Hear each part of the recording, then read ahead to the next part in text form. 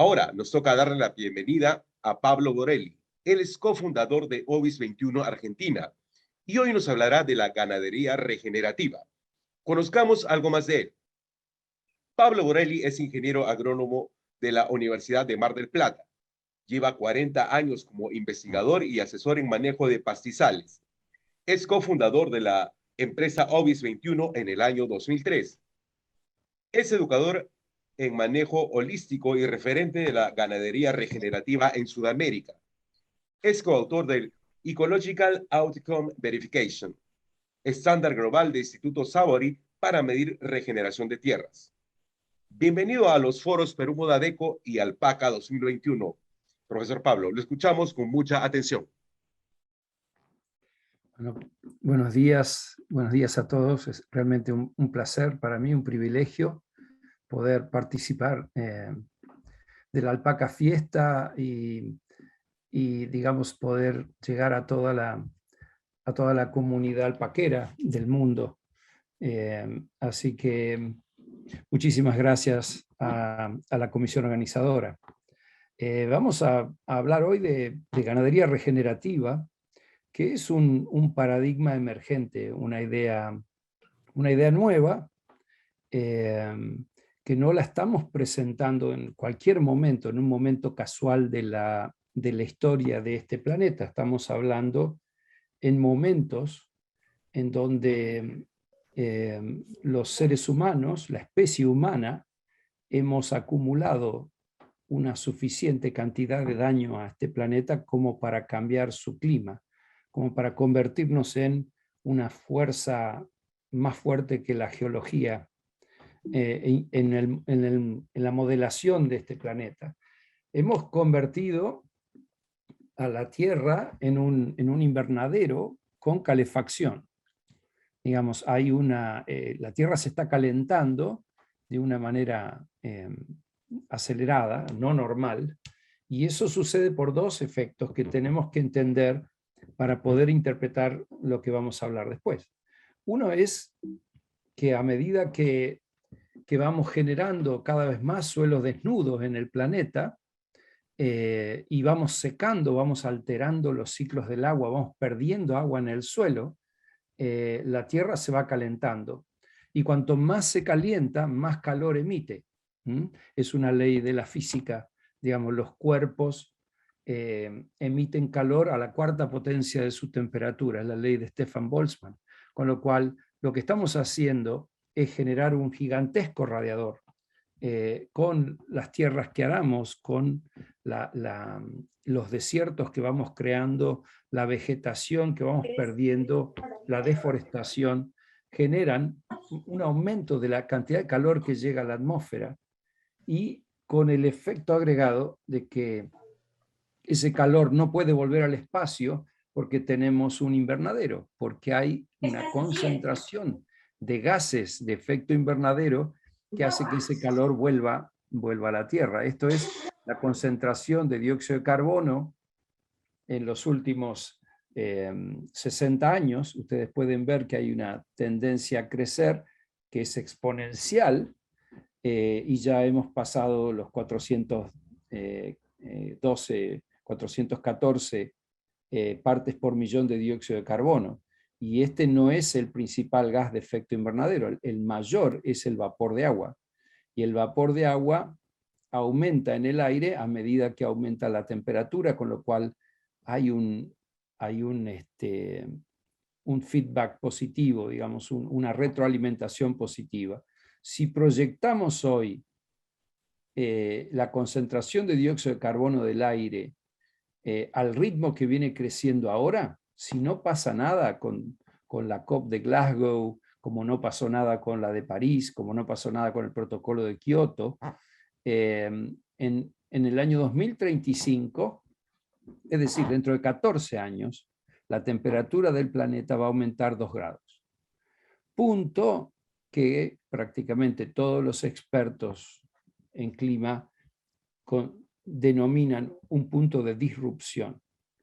Ya estamos sufriendo las consecuencias del cambio climático, pero lo que se viene en los próximos 14 años va a ser mucho más grave, lo cual va a poner al mundo en una emergencia global mucho más seria que la emergencia del COVID, que la pandemia. Pero con la única diferencia es que esta situación es perfectamente predecible, simplemente proyectando qué pasa si no hacemos nada. Si no hacemos nada, para el 2035 estaremos en 450 partes por millón. Cuando uno analiza las causas, indudablemente hay un tema con las emisiones de gases de efecto invernadero, pero es una reducción grave pensar que ese es el único problema. Tiene que ver con la forma que estamos manejando la Tierra y tiene que ver con el estado deplorable de los sumideros, de los suelos, que son los sumideros normales del carbono, que hoy sobra en el aire, tendría que estar en el suelo. Así que no importa si somos criadores de alpacas o de ovejas o de vacas, el desafío que tiene la ganadería en las próximas 2 décadas es dejar de ser una parte importante del problema a ser una parte de la solución. Este es el giro copernicano que tiene que dar la actividad ganadera, no importa cuál sea su modalidad. Con lo cual, vamos a hablar de una forma de ganadería que nos permite convertirnos en parte de la solución, al mismo tiempo que resolvemos otros problemas de suma importancia.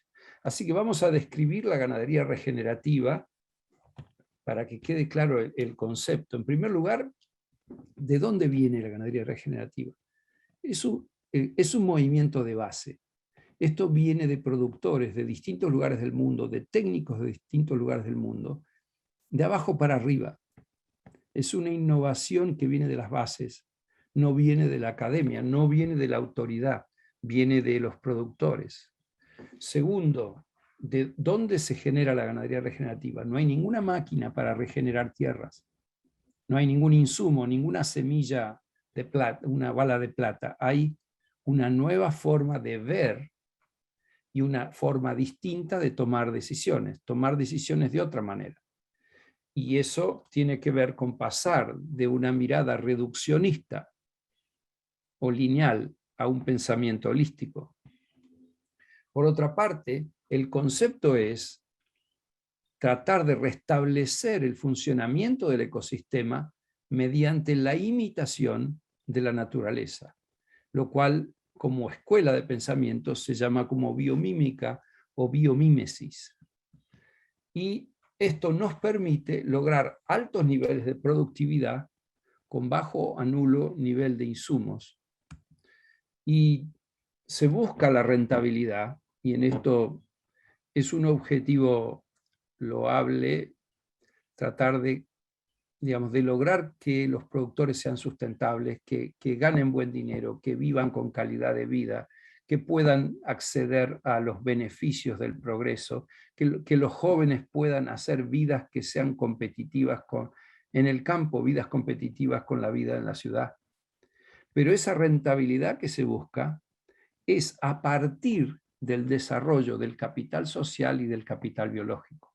Esto implica el desarrollo de capacidades, el desarrollo de las personas, desarrollo de capacidades, de compromisos y de motivaciones muy fuertes para hacer la actividad productiva y de un aumento del capital biológico. Esto es la salud del suelo, la biodiversidad, el funcionamiento de los procesos ecosistémicos.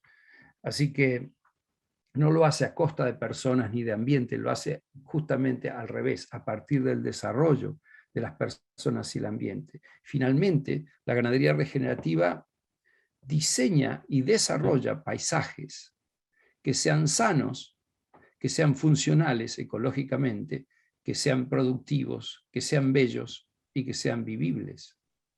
Con lo cual, frente a una especie que es una destructora serial de paisajes, esto es de alguna manera un contramovimiento, es contracultural, es desarrollar paisajes en lugar de destruir paisajes. Así que vamos a ir un poquito a cómo imitamos la naturaleza, de qué estamos hablando cuando imitamos la naturaleza. Bueno, en primer lugar, mantener siempre el suelo cubierto con plantas vivas. Esto implica sistemas perennes con alta biodiversidad, el suelo cubierto, el suelo desnudo es como una herida en la piel, digamos, es como andar con una llaga. La naturaleza siempre trabaja cubriendo el suelo, aunque sea con malezas, pero lo va a cubrir. El suelo desnudo no cumple ningún rol ecológico. La segunda cosa que imita la naturaleza tiene que ver con el suelo. Los suelos son un organismo vivo, no son el sostén físico o químico de las plantas.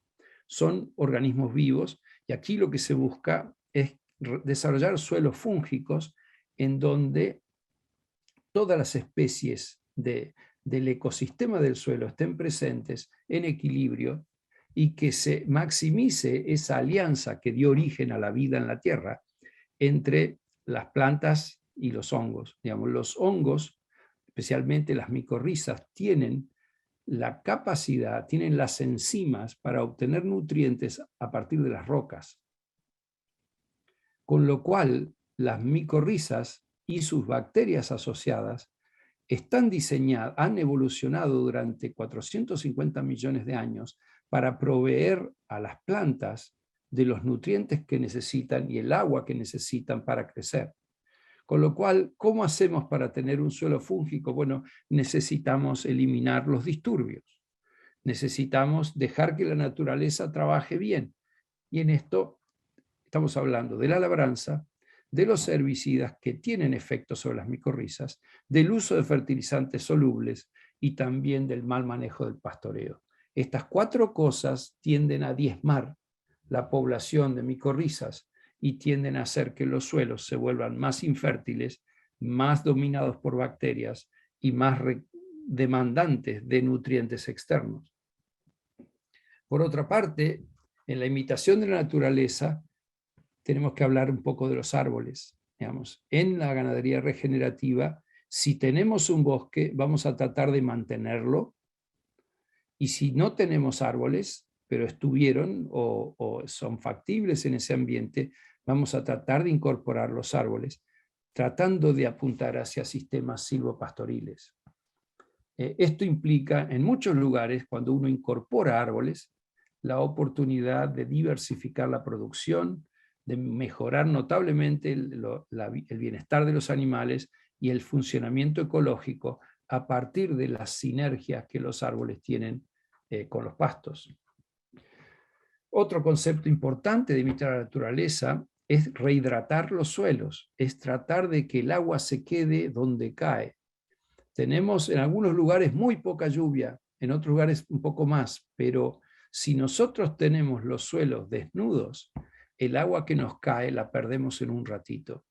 Esto es un simulador de lluvias. Lo que ustedes pueden ver son 5 bandejas que tienen distintos niveles de cobertura del suelo, y ven los frascos de atrás es cuánto infiltra al suelo en profundidad, y los frascos de adelante es cuánto escurre.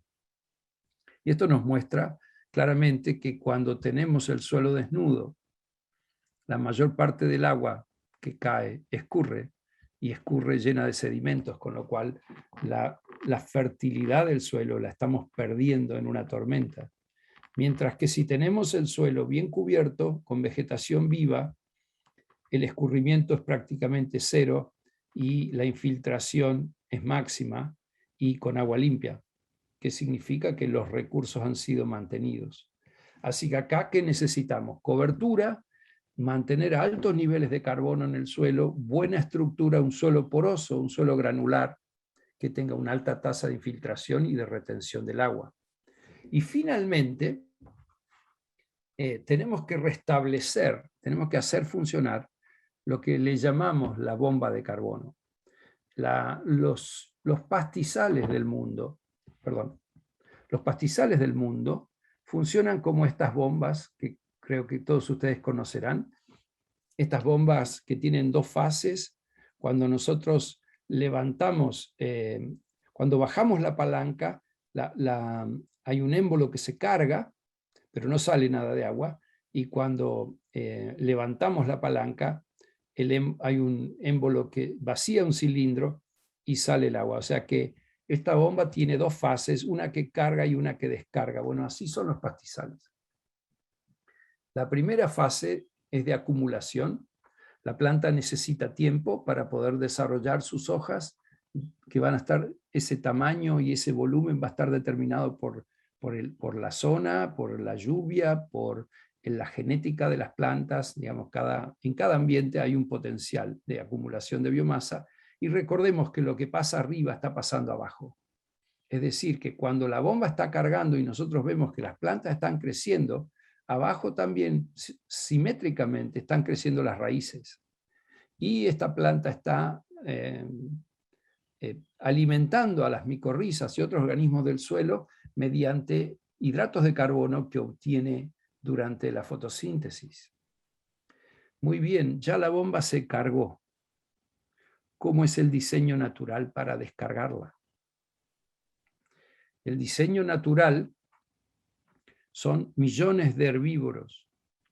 En la evolución de los suelos y la vegetación de toda Sudamérica intervinieron millones y millones de herbívoros que hoy en su mayoría están extintos. Digamos, el 80% de las especies que habitaban aquí en el Pleistoceno ya no existen más, y que van quedando muy pocas. Pero bueno, ¿qué tenía de particular el diseño natural?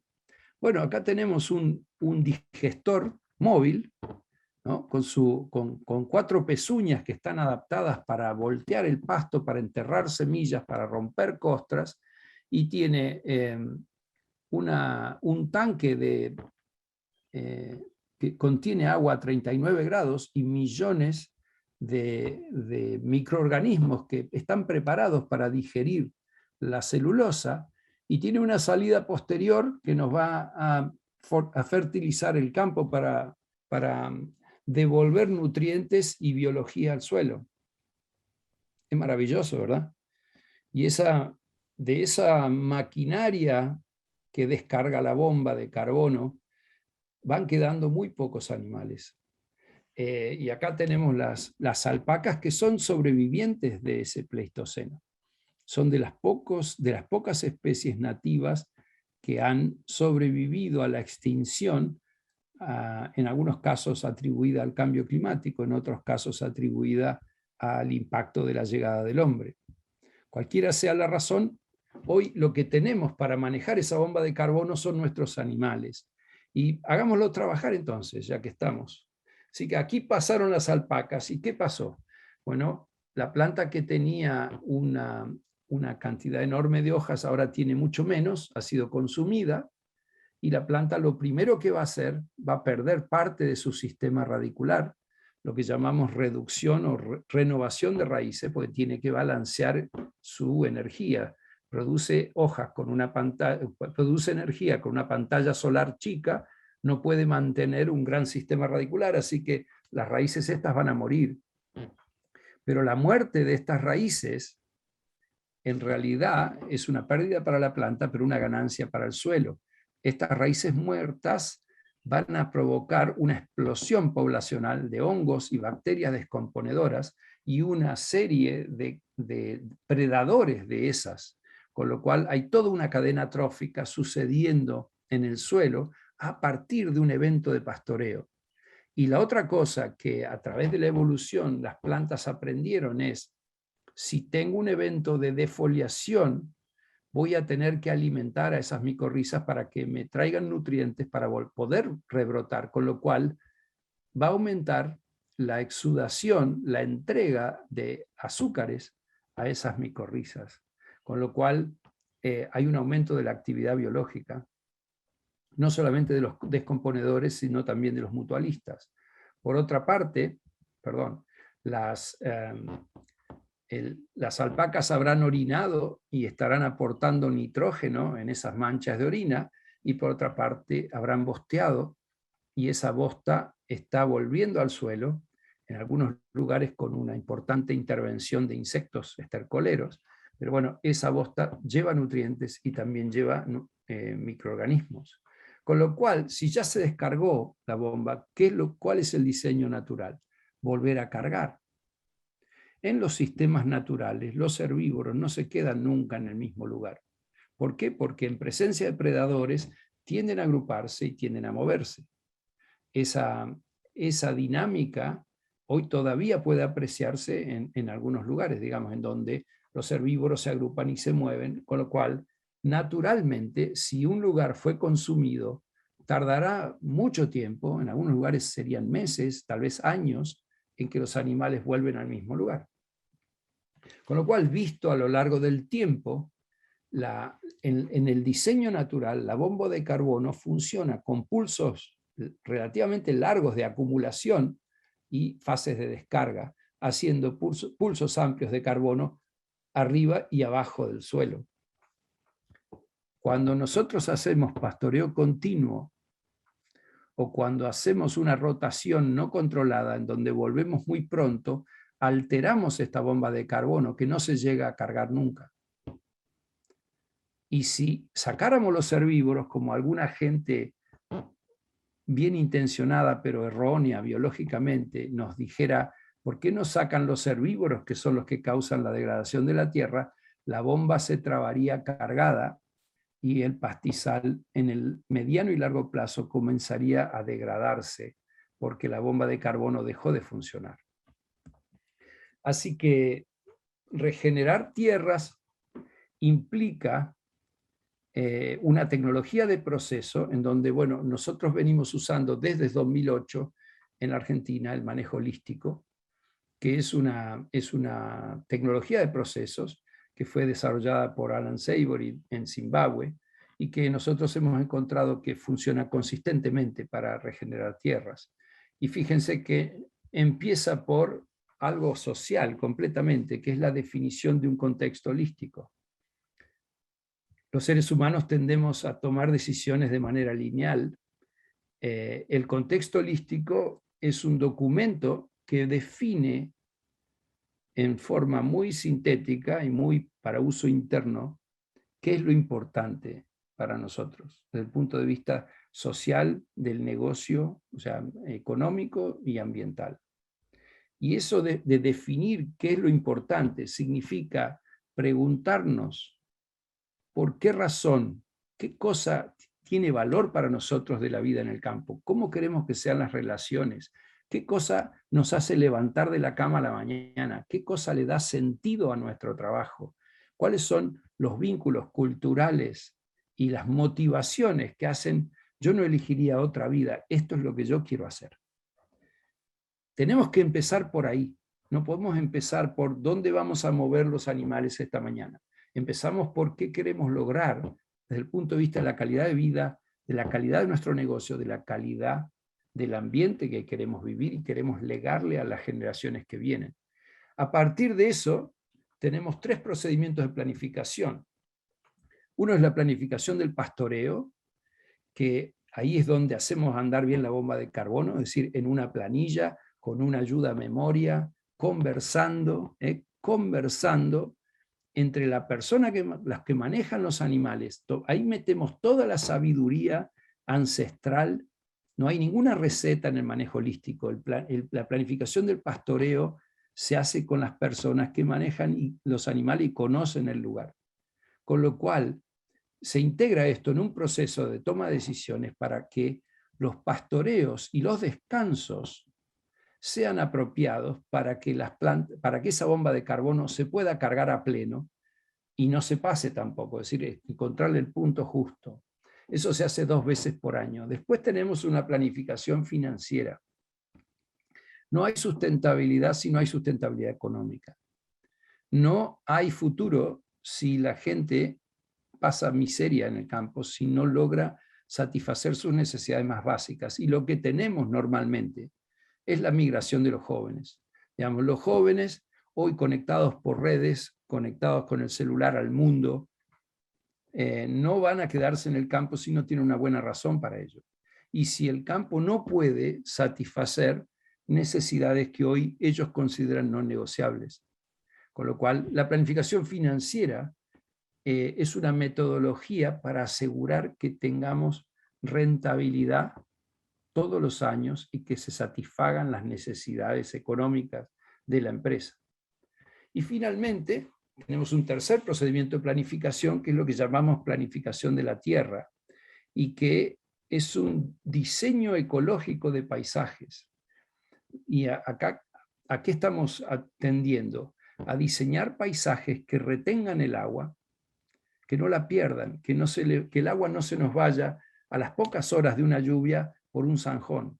Digamos, retener el agua, incorporar árboles, tener buenos accesos, tener divisiones suficientes para poder manejar el pastoreo, tener agua para bebida de los animales en distintos lugares del paisaje para poder utilizar bien la geografía que tenemos y tener instalaciones que sean apropiadas para un manejo libre de estrés y para que el personal trabaje con seguridad y con comodidad, y tener comodidades y prestaciones de vivienda que realmente estén a la altura de las demandas modernas: comunicación, educación, servicios, etc. Esa planificación de la tierra es como diseñar el campo de los sueños, diseñar cómo queremos que sea el campo, y aunque nos lleve una década hacerlo, cambiar el paisaje, hacer un paisaje en donde sentimos placer de estar. Y todo esto se monitorea. Digamos, asumimos que nosotros podemos estar equivocados y por lo tanto tenemos un plan de monitoreo, y si no estamos logrando el resultado que buscábamos, pues cambiamos, corregimos. Acá no hay una receta única, no hay una solución única, sí hay observación de la naturaleza y humildad para aprender todo el tiempo. Así que cada sector de terreno puede ser un predio de un productor o puede ser de una comunidad, tiene un plan de monitoreo y usamos, esto es el EOB, es el protocolo para medir regeneración más importante que hay en el mundo hoy. Se está usando en 5 continentes, ya en millones de hectáreas, y es un protocolo basado en resultados, no en prácticas, con lo cual para poder ser verificado hay que demostrar que uno está regenerando tierras. Y esto se hace con 2 procedimientos de monitoreo: uno de corto plazo, que se hace una vez por año, y un monitoreo de largo plazo, que es cada 4 o 5 años, en donde se miden servicios ambientales que son cruciales para la humanidad. Esto es la evolución de la biodiversidad, la evolución de la tasa de infiltración de agua y la evolución del stock de carbono en el suelo. Y acá es donde esto conecta con los mercados de servicios ambientales y conecta también con el problema del cambio climático. Así que visualmente, nosotros venimos de la Patagonia. La Patagonia es un lugar muy difícil para regenerar tierras. Es árida y es fría y tiene vientos huracanados, una temporada de crecimiento muy corta. Es decir, habiendo estado en Perú, habiendo estado en Bolivia, diría yo que es comparable con los lugares más complicados, si se quiere, de la Puna. Pero ustedes pueden ver aquí 4 años de manejo holístico cómo cambió. Es decir, volvimos a poner pasto en este paisaje. Es el mismo lugar de la foto, es exactamente el mismo lugar. La naturaleza es muy generosa cuando se le dan las condiciones. Aquí tenemos a una bomba de carbono funcionando bien. Aquí no se permitía que se llene nunca. Esto era pastoreo continuo, esto es manejo holístico. Y acá pueden verlo en un lugar más húmedo, esto es en la provincia de Buenos Aires. Así era cuando empezamos, así es ahora. Las fotos de la misma época. Esto es verde y aquí aumenta la biodiversidad, aumenta la productividad, aumenta la proporción de especies valiosas. Está sucediendo de todo gracias a haber puesto 2 días al año a sentarse a pensar cómo manejar el pastoreo. Así que hemos tenido ya una amplia experiencia en la Patagonia. Estos son datos que vamos a publicar muy pronto, en 500.000 hectáreas bajo manejo holístico. Nosotros tenemos que en promedio están aumentando un indicador que usamos para salud ecológica, que es el índice de salud del pastizal o índice de salud ecológica. Los campos que hacen manejo holístico están aumentando 6 puntos por año. Este es un puntaje que va de menos 100 a más 100. Así que tenemos esta gente que está regenerando. Este es el promedio de 500.000 hectáreas, y gente que está ajustando la carga de acuerdo a las recomendaciones que nosotros mismos hacíamos hace algunas décadas. Están degradándose lentamente. Ustedes pueden ver que la tendencia de este grupo de campos que hacen manejo continuo es a perder lentamente índice de salud de pastizales, lo cual equivale a decir, cada vez los procesos del ecosistema, que son la captura de energía, la captura del agua, la biodiversidad de su ecosistema y el ciclado de los nutrientes, cada vez son peores. Con lo cual no hay un futuro que se pueda dejar estático. Digamos, cuando uno tiene procesos de degradación, si no cambia, el futuro es cada vez peor. Digamos, no es como ahora. Así que estos son datos patagónicos que me parecieron pertinentes. La regeneración de las tierras hace que el predio sea más rentable. Durante muchos años hemos creído que había un conflicto grave entre producir y cuidar la tierra. Entonces muchas veces se justificó la destrucción de la tierra bajo la excusa de, bueno, hay que vivir. Bueno, aquí estos números definen para establecimientos patagónicos, por ejemplo, que el sistema tradicional pierde dinero. La línea roja es el costo. El sistema tradicional pierde dinero. Debido a esto tenemos 30% de campos cerrados en la Patagonia, pero un regenerativo al 5º año ya genera en ingresos 52% más que el tradicional, y ya tiene una pequeña ganancia en 5 años. Y si pusiéramos valor a los servicios ambientales, por ejemplo, al carbono que se secuestra en este sistema, aquí tenemos una diferencia muy importante. Nosotros estamos avanzados en el desarrollo de una plataforma comercial para poder transaccionar los servicios ambientales que se miden con el EOB. Esto significa que en menos de un año nosotros esperamos que nuestros productores comiencen a ser retribuidos por los servicios ambientales que prestan, además de por la fibra que producen o la carne que producen. Así que vamos viendo que esto va cambiando el rol del productor. Este trabajo se publicó recientemente. Esto se hizo en un campo grande en Corrientes, en la provincia al noreste del país, digamos, pastizales subtropicales. En 4 años, el INTA, digamos, nuestro organismo nacional de tecnología, midió un aumento de 2 toneladas por hectárea por año de carbono en el suelo aplicando manejo holístico. Y nuevamente, si le ponemos valor a eso, el valor del carbono secuestrado triplica a los ingresos, digamos, el carbono más la producción de carne aumentada, triplica a la situación del sistema tradicional. Y vemos que en este campo en Corrientes, lo que se secuestró de carbono, 26.400 toneladas, supera en 4,4 veces a lo que emitieron esos animales durante ese mismo periodo. Con lo cual, acá podemos hablar de una ganadería en donde sean proteínas o sean fibras, tienen un balance negativo de carbono. Extraen carbono del aire, lo almacenan en el suelo, superando las propias emisiones, con lo cual el secuestro, el balance es lo que importa, el secuestro es neto de 20.000 toneladas en este caso. Y acá vamos al tema de huella de carbono de fibras. Yo no sé si hay estudios de huella de carbono para la fibra de alpaca, pero un estudio que hizo el INTA en Patagonia demostró que en los sistemas convencionales, detrás de cada kilo de lana limpia hay una huella de 20 kilos de dióxido de carbono equivalente.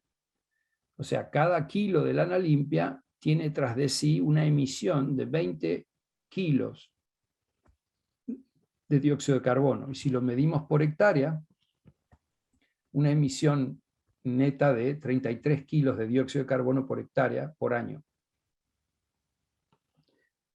En un esquema regenerativo, en donde el secuestro de carbono, por ejemplo, en este lugar, está puede estar en unas 2 toneladas de dióxido de carbono por hectárea por año, pasamos de tener 20 kilos de huella a una huella, o sea, un negativo de 700 kilos, 727 kilos de dióxido de carbono secuestrado por kilo de lana limpia. Esto podría aplicarse para las alpacas perfectamente. Digamos, esto no es específico de un ambiente, el concepto va a ser siempre el mismo.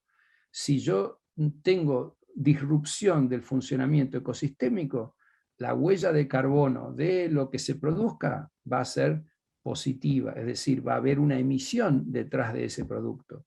Si yo logro tomar decisiones de otra manera y manejar el campo regenerativamente, aparte, descontando las emisiones, igual vamos a tener una huella negativa, con lo cual nuestro producto le va a estar haciendo un bien al planeta.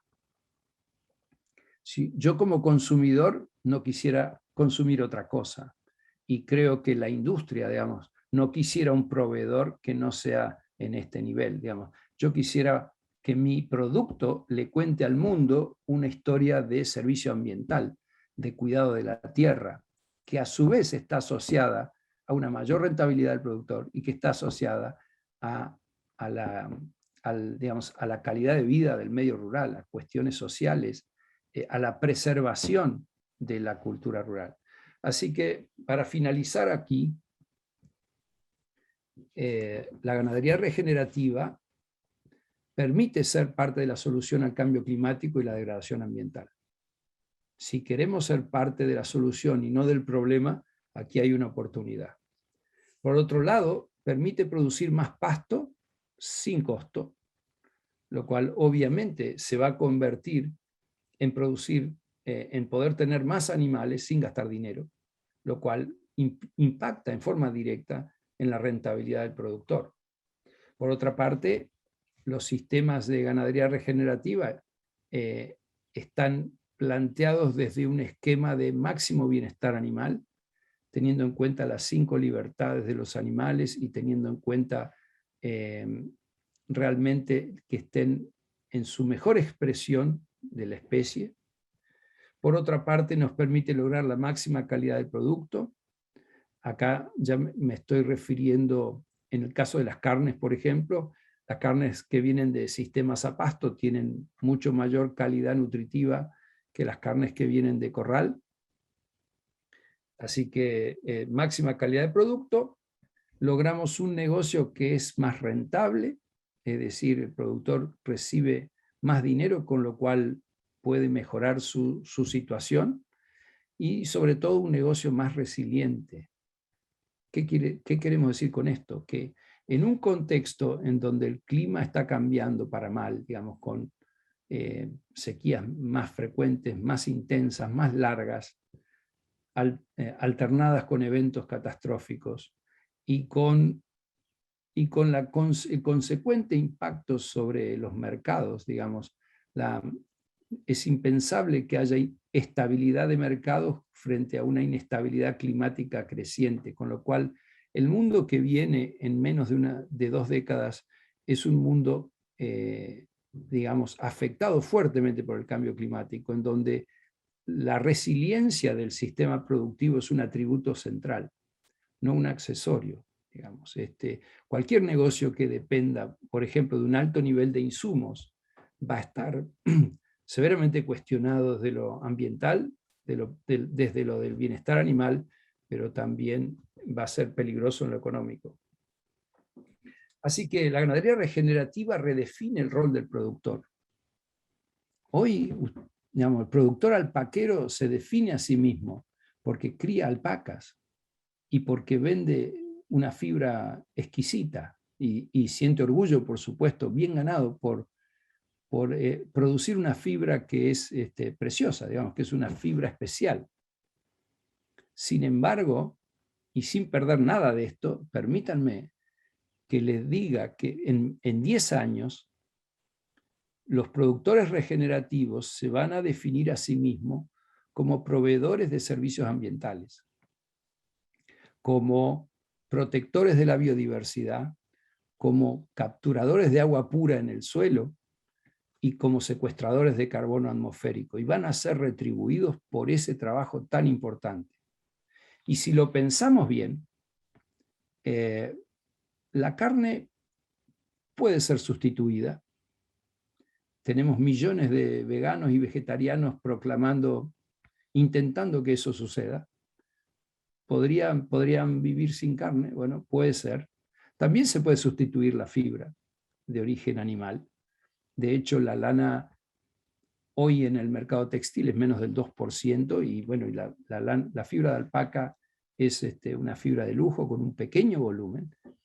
Lo que no se va a poder sustituir en un marco de crisis es que los productores que manejan tierras, los técnicos que manejan tierras, hagan un esfuerzo para tratar de poner este planeta, digamos, enfriar este planeta, digamos, rehidratarlo y enfriarlo, y tratar de capturar gases de efecto invernadero. Ese va a ser el rol del productor, y adicionalmente venderemos una fibra fantástica o una carne de altísima calidad. Y esto es tan importante, tan crucial para la humanidad, que entusiasma muchísimo a los jóvenes. Cuando entienden esto, yo digo que se inflaman, digamos, los jóvenes que siempre necesitan una causa, necesitan algo por qué luchar, algo que les dé sentido a su propia existencia. Por eso muchos también se vuelven vegetarianos, creen que están haciendo algo por el mundo. Los jóvenes que entienden la oportunidad y la tarea que hay con respecto a la regeneración de tierras, realmente, toman esto con mucha fuerza, y por eso es que podemos imaginar que va sucediendo lo que los australianos llaman los regrarians, los jóvenes que vuelven al campo. Digamos, los jóvenes que empiezan una migración inversa, saliendo de las ciudades al campo, pero no hacer lo mismo que se hacía antes, sino volver al campo con un propósito muy trascendente y con nuevas herramientas para realmente lograr hacer una tarea sobre la cual ellos se puedan sentir orgullosos y puedan sostener una calidad de vida acorde con los tiempos modernos.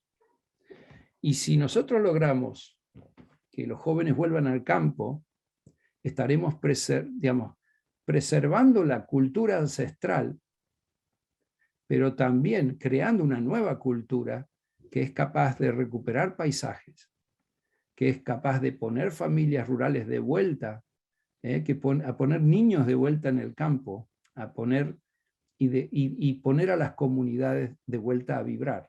Digamos, hoy en todos lados se ven pequeños pueblos que han tenido su época de gloria tal vez hace 100 años, pueblos rurales que con el despoblamiento rural languidecen hoy y no tienen mucho futuro.